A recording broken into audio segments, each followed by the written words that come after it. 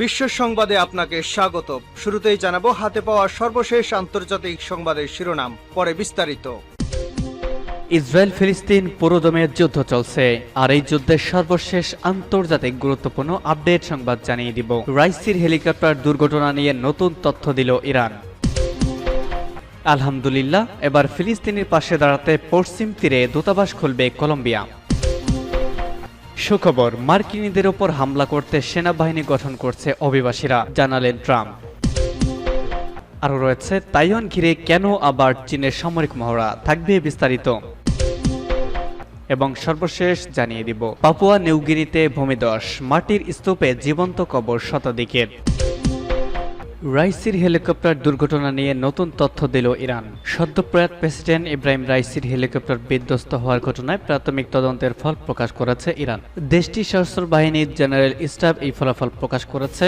গতকাল তদন্ত প্রতিবেদনে বলা হয়েছে, হেলিকপ্টারটির ধ্বংসাবশেষের গুলির ফলে সৃষ্ট কোনো গর্ত দেখা যায়নি, অর্থাৎ হেলিকপ্টারটিকে গুলি বা বোমা ছুড়ে ধ্বংস করা হয়নি। পাহাড়ি ভূখণ্ডের সঙ্গে সংঘর্ষের পরেই সেটিতে আগুন ধরে যায়, পরে বিস্ফোরিত হয়। তদন্তে আরও উঠে এসেছে, রাইসিকে বহনকারী হেলিকপ্টারটি নির্ধারিত রুটেই ছিল। তাছাড়া দুর্ঘটনার সামান্য আগেও পাইলট ও গ্রাউন্ড কন্ট্রোলারের সঙ্গে কথোপকথনের মধ্যে সন্দেহজনক কিছু পাওয়া যায়নি। দেশটির সেনাবাহিনী জানিয়েছে, সোমবার তদন্তকারী দলটিকে ঘটনাস্থলে পাঠানো হয়। অঞ্চলটির ভৌগোলিক জটিলতা, ঘন কুয়াশা ও নিম্নমাত্রার বা তাপমাত্রার কারণে অনুসন্ধান ও তদন্ত শুরু করতে দেরি হয়। সোমবার ইরানে একটি ড্রোন দুর্ঘটনার স্থানটি চিহ্নিত করে ও অনুসন্ধানকারী দল তৎক্ষণাৎ সেখানে পৌঁছায়। দলটি গুরুত্বপূর্ণ তথ্য পেলেও তদন্ত এখনো শেষ হয়নি। তদন্ত শেষে আরও তথ্য জানানো হবে। রবিবার আজারবাইজানের সীমান্তের কাছে দুটি বাঁধ উদ্বোধন করেছেন প্রেসিডেন্ট রাইসি। এরপর হেলিকপ্টারে চড়ে ইরানের উত্তর পশ্চিমের তাবরিজ শহরের দিকে যাচ্ছিলেন তিনি ও তার সহযাত্রীরা। প্রতিমধ্যে পাহাড়ি এলাকায় দুর্ঘটনার কবলে পড়ে তাদের বহনকারী হেলিকপ্টারটি। সোমবার সকালে পূর্ব আজারবাইজান প্রদেশের পাহাড়ি ও তুষারাবৃত এলাকায় ইরানি প্রেসিডেন্টকে বহনকারী হেলিকপ্টারের ধ্বংসাবশেষ খুঁজে পায় অনুসন্ধানী দল। দেশটির রাষ্ট্রীয় টেলিভিশনে জানানো হয়, সেখানে প্রাণের কোনো চিহ্ন নেই, পুরো হেলিকপ্টার ভস্মীভূত হয়ে গেছে। এই দুর্ঘটনায় নিহত হয়েছেন ইরানের প্রেসিডেন্ট ইব্রাহিম রাইসি, পররাষ্ট্রমন্ত্রী হোসেন আমির আবদুল্লাহিয়ান, পূর্ব আজারবাইজানের গভর্নর মালেক রহমাতি, পূর্ব আজারবাইজানের ইরানের সর্বোচ্চ নেতার প্রতিনিধি মোহাম্মদ আলী আলে হাশেম, প্রেসিডেন্ট গার্ডের প্রধান মেহেদি মুসাবি, প্রাণ হারিয়েছেন হেলিকপ্টারের পাইলট ও পাইলটরাও।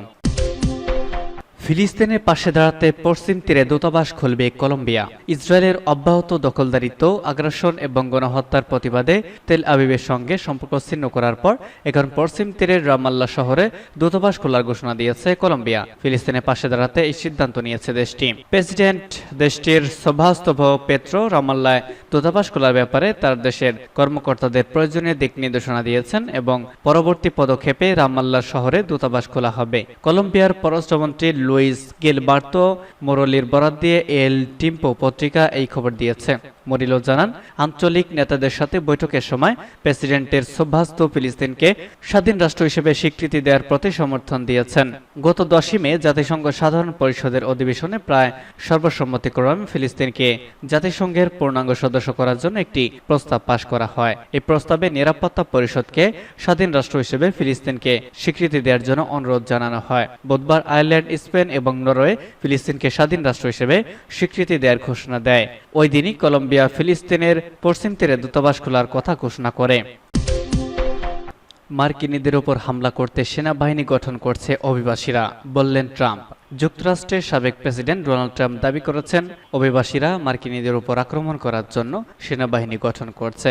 আফ্রিকা, মধ্যপ্রাচ্য ও অন্যান্য জায়গা থেকে আসা অভিবাসীরা আমেরিকানদের শহর দখলের ষড়যন্ত্রে মেতেছে, খবর রয়টার্সের। গতকাল নিউ ইয়র্ক সিটির দক্ষিণ ব্রঙ্কসে এক সমাবেশে ট্রাম্প কথা বলেন। তিনি রিপাবলিকান প্রেসিডেন্ট পদ প্রার্থী নির্বাচন সামনে রেখে সারা দেশে প্রচার সভা করেছেন ট্রাম্প। ওই সমাবেশে ডোনাল্ড ট্রাম্প কোনো প্রমাণ ছাড়াই দাবি করেছেন, আফ্রিকা, মধ্যপ্রাচ্য এবং অন্যান্য জায়গা থেকে আসা অভিবাসীরা সংঘবদ্ধ হচ্ছে, তারা আমেরিকানদের আক্রমণ করার জন্য সেনাবাহিনী গঠন করছে।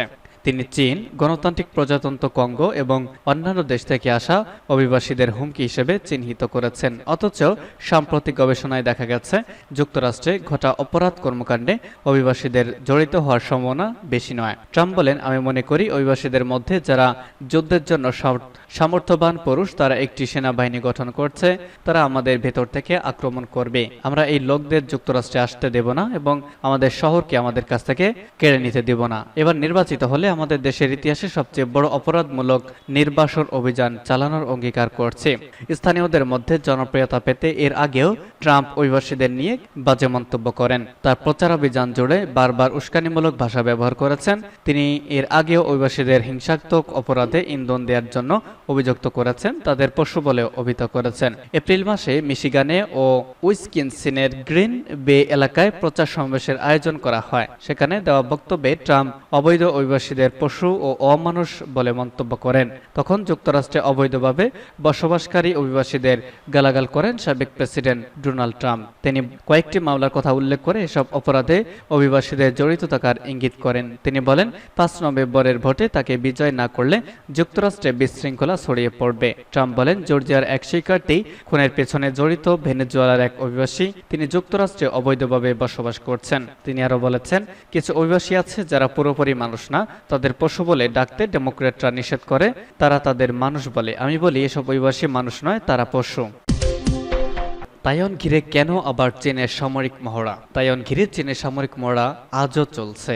চীনের নৌ ও বিমান বাহিনী মহড়ায় অংশ নিয়েছে। চীন জানিয়েছে, স্বাধীনতার নামে তাইওয়ানে বিচ্ছিন্নতাবাদী কার্যকলাপ চলছে, তাই তাইওয়ানকে শাস্তি দেওয়ার জন্যই মহড়া চালানো হচ্ছে। ক্ষমতা দখল করে নেওয়া এবং গুরুত্বপূর্ণ এলাকার নিয়ন্ত্রণ নেওয়ার দক্ষতার বিষয়টি মহড়ায় দেখা হচ্ছে। চীনের সামরিক মুখপাত্র লি সি জানান, তাইওয়ানের স্বাধীনতার নামে বিচ্ছিন্নতাবাদী কর্মকাণ্ড চালানো হচ্ছে, তাই কঠোর শাস্তি হিসেবে এই মহড়া চালানো হচ্ছে।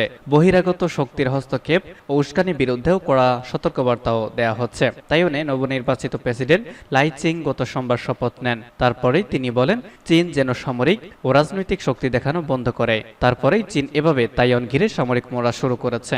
তাইওয়ান জানায়, চীনের 12টি যুদ্ধ বিমান মহড়ায় অংশ নিয়েছে। চীনের বিমান আকাশে চক্কর কাটছে।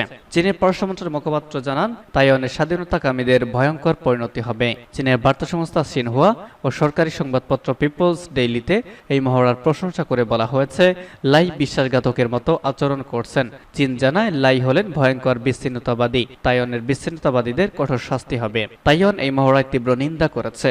তারা সেনাবাহিনীকে সতর্ক করেছে এবং পরিস্থিতির দিকে নজর রাখছে বলে জানিয়েছে। প্রেসিডেন্ট লাই জানান, তাইওয়ানকে রক্ষার দরকার হলে তিনি প্রথম সারিতে গিয়ে দাঁড়াবেন। সোমবার প্রেসিডেন্ট হওয়ার পর ভাষণে লাই বলেন, তাইওয়ানের গণতন্ত্রকে রক্ষা করতে হবে। তিনি চীনকে সামরিক শক্তি দেখানোর বন্ধ করতে বলেন। বিশেষজ্ঞরা মনে করেন, তাইওয়ানের উপর চাপ দিতে চীন তাদের উপর সম্পূর্ণ নিষেধাজ্ঞা জারি করতে পারে। জাতিসংঘ জানায়, সব পক্ষই যেন সংযত থাকে। সর্বশেষ জানিয়ে দিব, পাপুয়া নিউগিনিতে ভূমিধস, মাটির স্তূপে জীবন্ত কবর শতাধিকের। প্রশান্ত মহাসাগরীয় অঞ্চলের দ্বীপরাষ্ট্র পাপুয়া নিউগিনির উত্তরাঞ্চলের একটি প্রত্যন্ত গ্রামে বড় আকারে ভূমিধসে শতাধিক মানুষের মৃত্যু হয়েছে। শুক্রবার দিবাগত রাত 3টার দিকে দেশটির কাউকালাম গ্রামে ঘটেছে এই দুর্ঘটনা। কাউকালাম গ্রামের বাসিন্দা নিঙ্গা রোলে টেলিফোনে রয়টার্সকে জানান, ভূমিধসে অন্তত 50টি বাড়ি ধ্বংস হয়েছে। গভীর রাতে সবাই ঘুমিয়েছিলেন, তাই দুর্যোগের সময় অধিকাংশই বাড়ি থেকে বের হতে পারেননি। ফলে এই 50টি বাড়িতে বসবাসকারী লোকজনদের মধ্যে অল্প কয়েকজন বাদে বাকি সবার মৃত্যু হয়েছে। জীবন্ত অবস্থায় মাটি চাপা পড়েছে। কাউকালাম গ্রামটির পাপুয়া নিউগিনির একটা প্রদেশে, ইঙ্গা প্রদেশের রাজধানী পোর্ট মোরেসবি থেকে 400 কিলোমিটার উত্তরে নিঙ্গারোলে সামাজিক যোগাযোগ মাধ্যমে কিছু ছবি ও ভিডিও ফুটেজ আপলোড করেছেন। সেসব ফুটেজে দেখা গেছে লোকজন ধ্বংসস্তূপ থেকে পাহাড় ও গাছের শেকড় বেয়ে উপরে ওঠার চেষ্টা করছেন।